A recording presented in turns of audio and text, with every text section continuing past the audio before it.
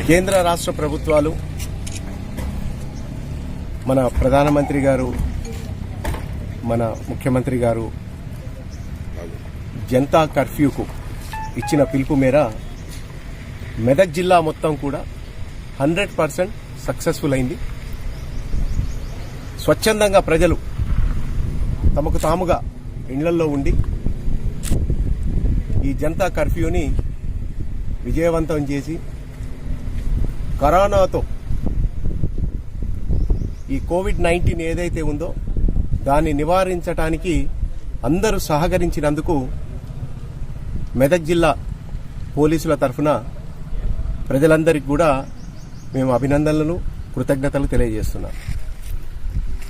అంతేకాకుండా నిన్న మన ముఖ్యమంత్రి గారు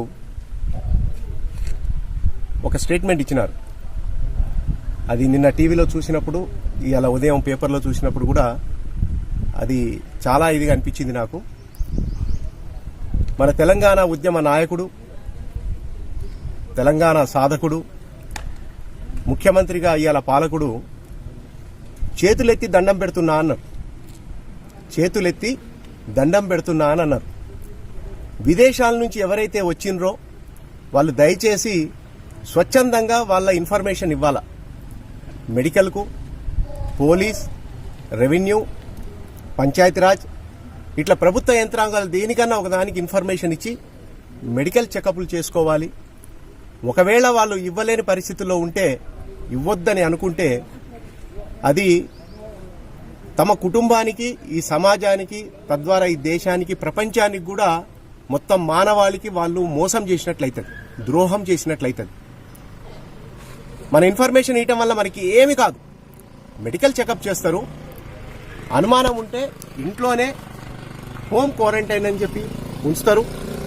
అది వాళ్లకు, వాళ్ళ కుటుంబ సభ్యులకు, తద్వారా మొత్తం సమాజానికి మంచి జరుగుతుంది తప్ప కొంచెం ఇబ్బంది అనిపిస్తుంది. 14 రోజులు ఇంట్లోనే ఉండాలి, ఒక గదిలో ఉండాలి, ఇబ్బంది అనిపిస్తుంది, కానీ తప్పదు.